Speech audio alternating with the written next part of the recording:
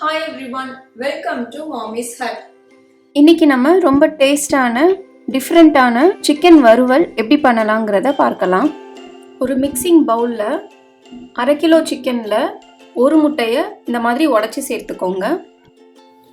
1/2 table spoon சிவப்பு மிளகாய் தூள், 1/2 டேபிள் ஸ்பூன் தனியா பொடி,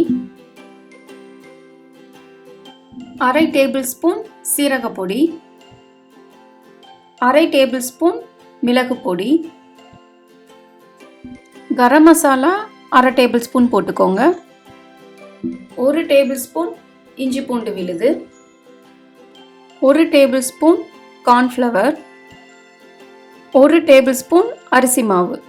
உங்கள்கிட்ட இந்த 2 மாவில் ஏதோ ஒன்று இல்லைன்னா நீங்கள் 1 மட்டும் ஆட் பண்ணிக்கலாம். 1/2 டேபிள் ஸ்பூன் கஸ்தூரி மேத்தி, 2 டேபிள் ஸ்பூன் தயிர், 1/4 டீஸ்பூன் மஞ்சள் பொடி, அப்புறமா சிக்கனுக்கு தேவையான உப்பையும் சேர்த்துக்கலாம். லாஸ்ட்டாக 1 டீஸ்பூன் வினிகர். வினிகர் சேர்த்தா சிக்கன் ரொம்ப சாஃப்டாக வரும். 1 டேபிள் ஸ்பூன் கருவேப்பிலை இலைகளையும் கொத்தமல்லி இலைகளையும் இந்த மாதிரி நல்லா கட் பண்ணி சேர்த்துக்கோங்க. இந்த மசாலாலாம் நல்லா கோட் ஆகுற மாதிரி சிக்கனில் நல்லா மிக்ஸ் பண்ணி எடுத்துக்கலாம். நல்லா மிக்ஸ் பண்ண அப்புறமா ஒரு 20 இல்லைன்னா 30 மினிட்ஸ்க்கு சிக்கனை நம்ம மேரினேட் பண்ணிடலாம்.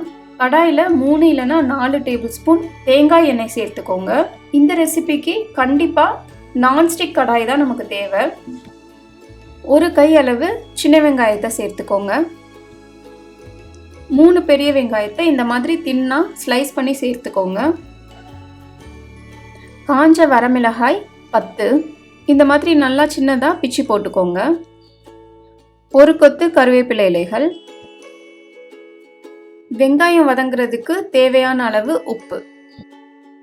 நல்லா ஹை ஃப்ளேமில் வச்சு வெங்காயம்லாம் நமக்கு வதங்கட்டும். யூஸ்வலாக நமக்கு நான்ஸ்டிக் பேனில் லெட் அப்படிங்கிற கெமிக்கல் சேர்த்துருப்பாங்க. ஸோ இது நம்ம உடம்புக்கு நல்லது கிடையாது.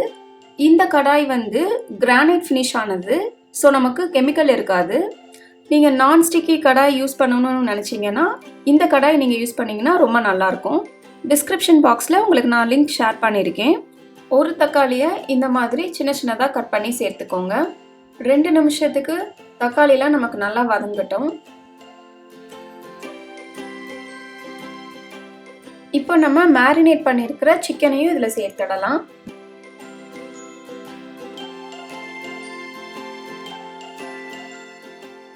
சிக்கன் எல்லாமே நமக்கு வெங்காயம் தக்காளியோட கோட் ஆகுற மாதிரி மிக்ஸ் பண்ணிக்கோங்க.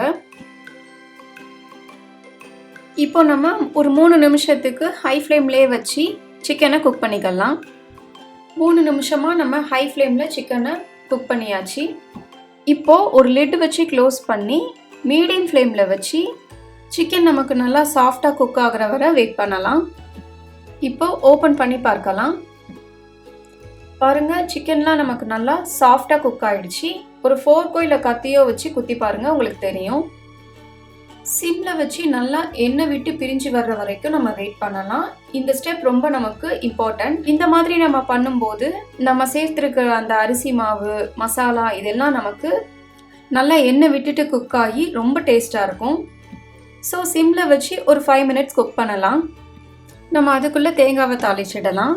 1 டேபிள் ஸ்பூன் தேங்காய் எண்ணெய், 6 இல்லைன்னா 7 தேங்காய் சில்லை இந்த மாதிரி தின்னா ஸ்லைஸ் பண்ணி சேர்த்துக்கோங்க. தேங்காய் நமக்கு ஃப்ரை ஆகிடுச்சு. இப்போ ஸ்டவ் ஆஃப் பண்ணிவிடுங்க. சிம்மில் வச்சு ஒரு 5 இல்லை 7 நிமிஷம் இருக்கும். பாருங்கள், நமக்கு எண்ணெய்லாம் நல்லா பிரிஞ்சு அந்த மசாலாவே நல்லா டார்க் ப்ரௌனாக கிறிஸ்பியாக கொஞ்சம் மாறி எடுக்கும். இதுதான் கரெக்டான பதம். இப்போ ஸ்டவ்வை ஆஃப் பண்ணிவிடுங்க. இப்போ நம்ம ஃப்ரை பண்ணி வச்சுருந்த கோகனட் பீசஸையும் இதில் சேர்த்துக்கலாம். கோகனட் பீசஸ் எல்லாம் சிக்கன் மசாலாவோட மிக்ஸ் ஆகிற மாதிரி கிளறி விட்டுக்கோங்க. தேங்காய் எண்ணெய், கருவேப்பிலை, அப்புறமா தேங்காய் இதெல்லாம் சேர்க்கிறனால இந்த சிக்கன் ஃப்ரை ரொம்ப டேஸ்ட்டாக இருக்கும், டிஃப்ரெண்ட்டாக இருக்கும். ஸோ கண்டிப்பாக நீங்களும் ட்ரை பண்ணி பாருங்கள். உங்களுக்கு இந்த ரெசிபி ரொம்ப பிடிச்சிருந்ததுன்னா மறக்காம மாமிஸ் ஹட்க்கு லைக் பண்ணுங்க, ஷேர் பண்ணுங்க, சப்ஸ்கிரைப் பண்ணுங்க.